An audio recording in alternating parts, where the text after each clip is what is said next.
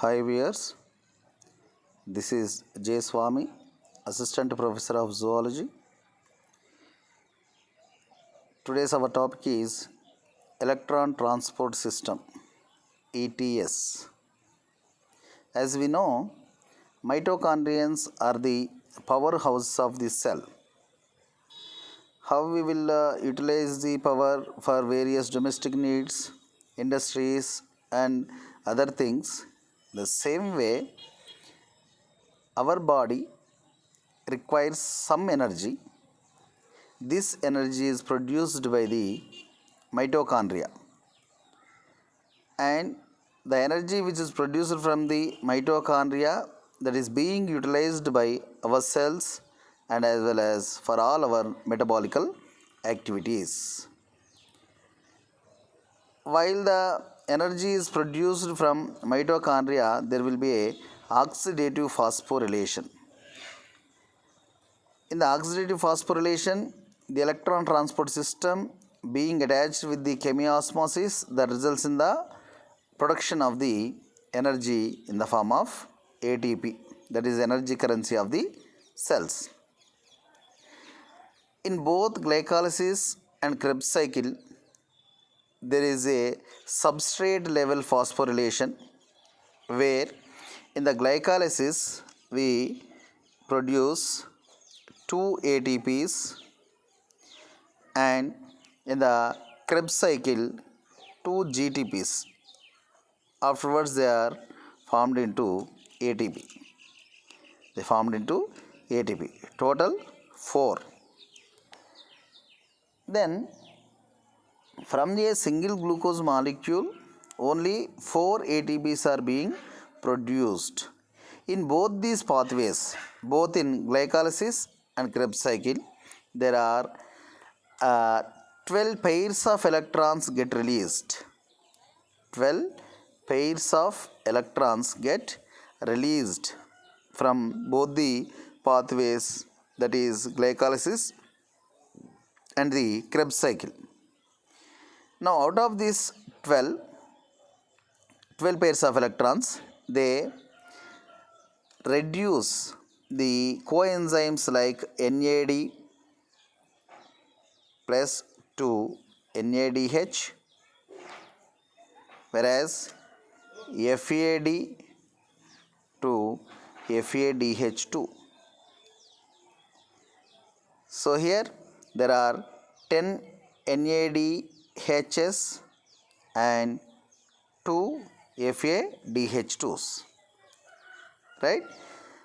By the completion of glycolysis and the Krebs cycle, we will get 4 ATPs, 2 from the glycolysis, 2 from the Krebs cycle, and due to the release of 12 pairs of electrons and thereby 10 pairs, they reduce NAD to NADH, and remaining 2 pairs they get convert FAD into FADH2 for a single glucose molecule. Now these electrons, they reach molecular hydrogen through the electron transport system and they form the water molecule.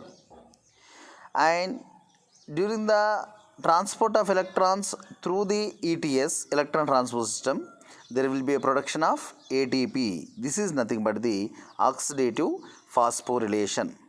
Oxidative phosphorylation. Then the events that are occurring during the electron transport system, we will see. What were the events that occur during the electron transport system? There are 3 main events. There are 3 main events that occur during the electron transport system. First thing is, out of 3, the first one is release of electrons from the coenzymes, reduced coenzymes like the NADH and FADH2. What is the first point? There is a release of electrons from NADH and the FADH2. And these released electrons, they are absorbed by the complex proteins which are present in the electron transport system, and that allows the oxidation of NADH to NAD and FADH2 to FAD. So plus, due to the release of electrons, they get oxidized. And these oxidized forms again reutilized in the Krebs cycle. They are again reutilized in the Krebs cycle. This is the first step. A release of electrons from the NADH and FADH2. These electrons transported to the complex protein system which are present in the mitochondria, and thereby the coenzymes like the NADH, FADH, they get oxidized to NAD plus and FAD plus. Now they are again reutilized in the Krebs cycle. That is the first thing which has to be occur in the ETS. Then coming to the second phase, the released electrons. There are 10 oxidation reduction sites in the ETS. 10 oxidation reduction centers in the ETS. Thereby, in 10 centers, they eventually undergo oxidation and reduction. Like that they undergo oxidation reduction reactions, and finally they reach the molecular oxygen and they form the water. Molecules. So that is, when we reach the electron transport system, the formula which gives an idea about C6H12O6, whenever it get oxidized, then it gives us a formation of 6CO2. We have seen how the CO2 molecules get released in the Krebs cycle. Okay, and 6H2O. Now we will going to form the 6H2O, and later on followed by the release of 686 kilocalories of energy per mole glucose. So here we are producing the water molecules. How the water molecules being produced? That is, the electrons which are released from the NADH and FADH2, they subsequently undergo oxidation and reduction alternatively, and finally they reach the molecular oxygen.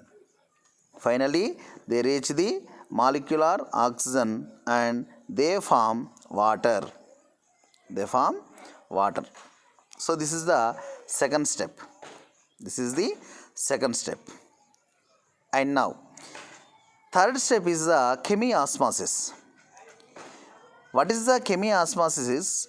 During the electron transport, what happens? Certain protons, they migrate from, or they pumped from matrix into the transmembrane space. So actually here there are the protons, so they pumped into the transmembrane space, and thereby there is a different concentration gradient of the protons on either sides of the membrane, outside the membrane and inside the membrane. Okay, now due to the difference in the concentration gradient on either sides of the mitochondrial membrane, that leads to the formation of free energy on either sides of the membrane. This free energy get converted into ATP with the help of the ATP synthase enzyme. This is nothing but the chemiosmosis. What is the chemiosmosis? Here there is a development of concentration gradient of the protons. This is the matrix. So from matrix, the H plus ions pumped into the transmembrane space, and due to the establishment of protons on either sides, there will be a difference in the proton concentration gradient on either sides of the membrane. That leads to the formation of free energy on either sides of the membrane that may be formed into ATP later on. This is nothing but the chemiosmosis. Chemiosmosis that leads to the formation of ATP by utilizing the proton gradient difference on either sides of the membrane. That is the chemiosmosis. So, these are the three things that will happen during the electron transport system. Okay, first one is the oxidation of coenzymes like NADH and FADH2. Second one is formation of water molecule, and third one is the formation of ATP, that is nothing but the chemiosmosis. And let us see what is actually the electron transport pathway, the pathway of electron transport system. What is the electron transport system is, this system is made up of group of proteins. The system is made up of group of proteins which are present in the mitochondrial membrane. So these are the proteins which are made up of which form the electron transport system. The group of proteins which are present in the mitochondrial membrane, they form the electron transport system. These proteins, they grouped into multi-protein complexes. They grouped into multi-protein complexes. There are 4 multi-protein complexes. Roman number 1 to Roman number 4. There are 4 multiple protein complexes. Multi-complex 1, complex 2, complex 3, complex 4, like that. These kind of multi-protein complexes, thousands together are there in the mitochondrial membrane. But they are belongs to 4 groups. Let us see what are they. Right? Electron transport system comprised of group of proteins which are present in the inner membrane of the mitochondria, first point. And these are exist within the mitochondrial membrane as multi-protein complexes. These multi-protein complexes are named as complex 1, complex 2, complex 3 and complex 4. Multi-protein complex of the mitochondria. Right? They are grouped into 4 complexes. Complex 1, this dealt with the NADH dehydrogenase. NADH dehydrogenase. And complex 2 named as succinate dehydrogenase along with the ubiquinone. Complex 3 that deals with the cytochrome BC1 complex and cytochrome C. And finally the fourth complex, it is the cytochrome oxidase. It is the cytochrome oxidase. What are these? The electron transport system itself is made up of certain proteins which are present in the inner membrane of the mitochondria. These are exist in the form of multi-protein complexes. So this is nothing but the electron transport system. Along with all these 4, we also see the ATP synthase. ATP synthase. Let us see what happens in complex 1, complex 2, 3 and complex 4. See here, we are seeing this entire, it is a membrane. This is outer membrane, this is inner membrane, and this is the transmembrane space, and this is the matrix. Let us assume. Now here, this is the complex 1, this is complex 2, complex 3 and complex 4. Complex 1 is the NADH dehydrogenase. NADH dehydrogenase. And complex 2 is succinate dehydrogenase. Succinate dehydrogenase. Along with the Q means ubiquinone. And complex 3 is made up of cytochrome BC1, cytochrome BC1 along with the cytochrome C, and fourth complex made up of cytochrome oxidase, along with them we will also see the ATP synthase. These are they are arranged in a particular manner in order to transport and receive the electrons, and finally they send them to attach with the molecular oxygen, and that leads to the formation of the water. Right? Now let us see how the electrons are being transported from one group to another group, one complex to another complex. Let us see here.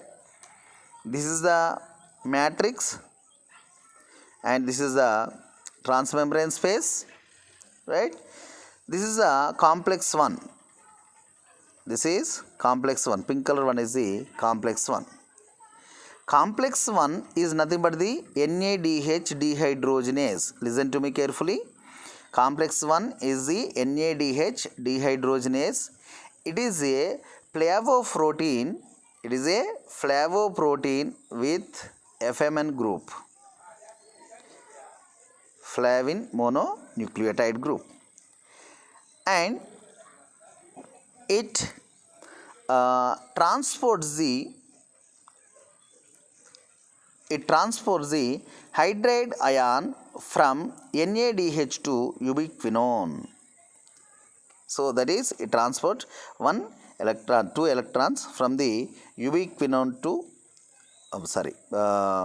NADH dehydrogenase to ubiquinone. See here, we will see there is a NADH and it is get oxidized by the release of hydrogen. So addition of oxygen is oxidation. Release of the hydrogen is also considered to be as the oxidation. Now here actually that is in the form of NADH. Now it is get converted to NAD plus, means it is get oxidized. At the same time, 4 hydrogen molecules, 4 protons, we can say 4 protons get transported into transmembrane space from matrix.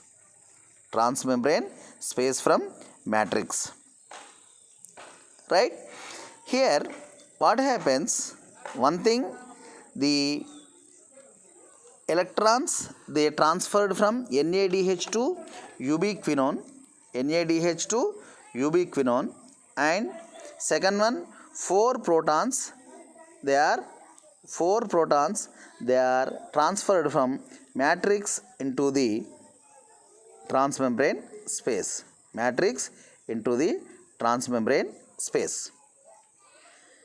Now in the second complex, coming to the complex 2, blue color one, succinate dehydrogenase complex. This succinate dehydrogenase complex, which is present inside the inner membrane of the mitochondria, and it has a active binding site for the succinate and as well as one FAD. It has the succinate binding site and the FAD. Now the electrons transferred from succinate to FAD, and thereby we will see the FADH2. That is, continuous oxidation and reduction takes place. FADH2 get degraded into FAD, that get oxidized, and the electrons will be given to again ubiquinone. Electrons have been given to ubiquinone, otherwise coenzyme Q. Right? So in the first phase, NADH get oxidized, and in the second phase, second complex, FADH2 get oxidized. So both of them, they transport the electrons to coenzyme Q, or it is also known as the ubiquinone. What is a ubiquinone? Ubiquinone is one and only non-protein complex of the electron transport system. It is a non-protein complex of the compound of the electron transport system. It is very small and hydrophobic in nature. Hydrophobic in nature, so that it is easily diffuse. It is freely diffuse within the membrane, lipid bilayer, and thereby it transports electrons to BC1 complex 3. BC1 or complex 3. It transports the electrons. So all the blue arrows, they represent the electron transport, whereas the red dot arrows, they represent the proton transport simply. Right? And red arrows, they represent the oxidation of NADH and oxidation of FADH and formation of the water molecule. See here, all the blue arrows, they represent the electron transport, red arrows reduction reactions, and the dotted arrows, they represent the proton transport. Let us see the complex 3. What happens in the complex 3? Complex 3 is the BC1 complex, cytochrome BC1 complex. Cytochrome BC1 complex. Right? Now, this mediates the transport of electrons from ubiquinone to the cytochrome BC1. Right? Now, there is a transport of 4 protons from matrix to the transmembrane space. Electron transport done from ubiquinone to the complex 3 BC1, and there will be a transport of pumping of protons from matrix to the transmembrane space. Then coming to the cytochrome C. Here there is a small compound which is known as cytochrome C. Cytochrome C is a soluble protein present transmembrane space of the lipid bilayer, and it transports the electrons from complex 3 to complex 4. It transports electrons from complex 3 to complex 4. That is the function of the cytochrome C. Now come to the complex 4. Complex 4. Complex 4 is nothing but the cytochrome oxidase. Cytochrome oxidase. It receives the electrons from the cytochrome C and transports these electrons to the molecular oxygen. Molecular oxygen. So whenever you see the oxygen never will be seen in O form, monomolecular form, except the nascent oxygen. Always it exhibits bimolecular formula as O2. If there is only one oxygen, it will be shown like this, half O2. Half O2 means one oxygen. Now here, thereby the electrons are transported to the half O2 and it bind with them and they fuse to form the water molecule. They fuse to form the water molecule. That happens with the complex 4, which is known as the cytochrome oxidase.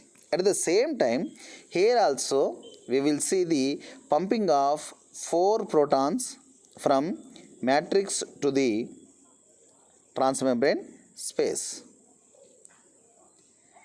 Matrix to the transmembrane space. See here, there are 3 places where protons are pumped from matrix to the transmembrane space. At NAD 1, 4 protons. At complex 3, what is the complex 3 is the cytochrome BC1, and at complex 4. So here this is the third one. This is a cytochrome oxidase. This is known as a cytochrome oxidase. Finally, due to the transfer of pumping of protons from matrix to the transmembrane space, there is establishment of gradient difference of the protons on either sides of the membrane, this side and this side. So the difference in the proton gradient on either sides of the membrane, that leads to the formation of the free energy. This free energy will be captured and synthesized into the ATP through the ATP synthase. By the addition of inorganic phosphate, the ADP get converted into ATP with the help of the enzyme, which we have already seen, that is the ATP synthase. That is known as ATP synthase. Right? So here all the NADH that reduced to NAD, NADH oxidized to NAD, FADH2 oxidized to FAD. That is the first step, first event. Okay. And what is the second event? Formation of the water. And what is the third event? Formation of the ATP. That all the events takes place in the electron transport system. See, this is usually seen in the textbooks, this proforma. And see the chemiosmosis. Just now we discussed the chemiosmosis. What is the chemiosmosis?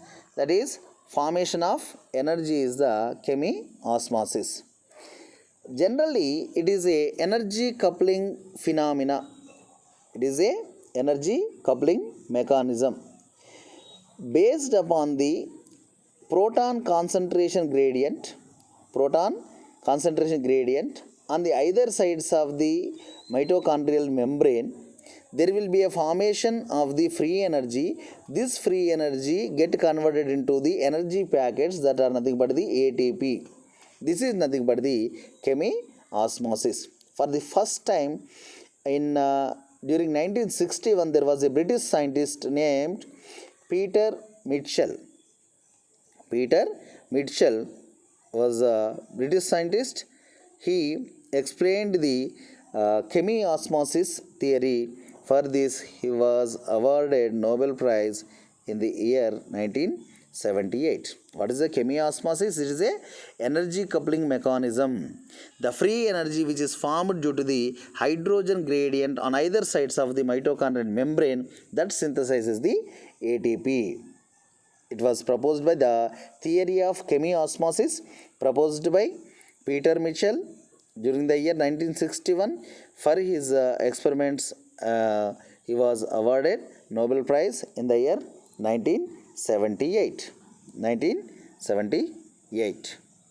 Right? Now,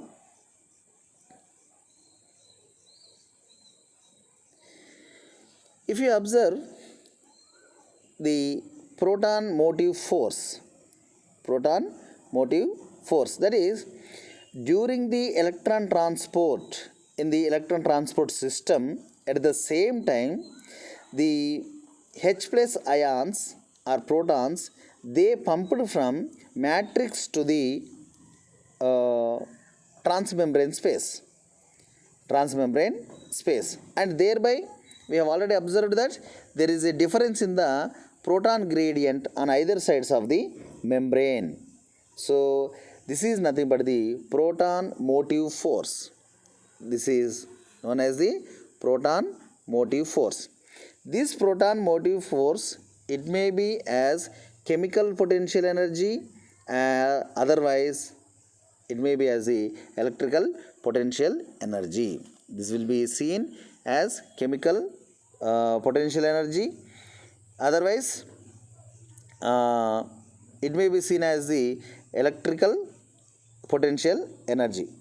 Chemical potential energy is due to the different concentrations of H plus ions on either sides of the membrane, or it may be due to the difference in the pH. The chemical potential energy is due to the difference in the concentration gradient of the H plus ions. Otherwise, it may be due to the difference in the pH, delta pH. And electrical potential energy it is due to the movement of proteins on either sides of the membrane. So that is the difference of the potential on either sides of the membrane due to the movement of the protons. Due to the movement of the protons. So that is the electrical potential energy. So both of them are the part of protein motive force. Protein motive force. Right? Thereby it synthesizes the ATP from the repository sources. Let us see here. This is the proton pump. Movement of protons from matrix to the transmembrane space through the channel. Okay, and thereby establishment of protons on either sides of the membrane, that leads to the proton concentration gradient difference. Okay, by utilizing this free energy, there is a enzyme which is known as ATP synthase. Enzyme which is known as, it is also a protein. Okay, it converts the adenosine diphosphate by adding inorganic phosphate into the ATP. It is, so the ATP synthase the enzyme which convert the free energy into the form of energy packets. That is nothing but the ATP. So this is all about the electron transport system. What happens in the electron transport system? Finally, what is the conclusion is, the glucose molecule contain abundant amount of energy, out of which only 4 ATPs has been derived from the glucose, 2 ATPs from the glycolysis and 2 ATPs from the Krebs cycle.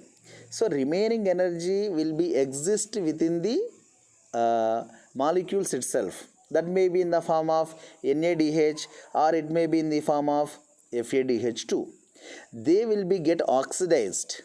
They will be get oxidized through the proteins complexes of the mitochondrial membrane. They will be in the form of complex 1, complex 2, complex 3 and complex 4. They get oxidized and they form the water molecules with these electrons which are released from the NADH and FADH2. Okay, and also there will be a proton pump from matrix to the transmembrane, that leads to the formation of the free energy, and this free energy will be captured and synthesized into ATP by the ATP synthase. So this is all about the electron transport system. Thank you one and all.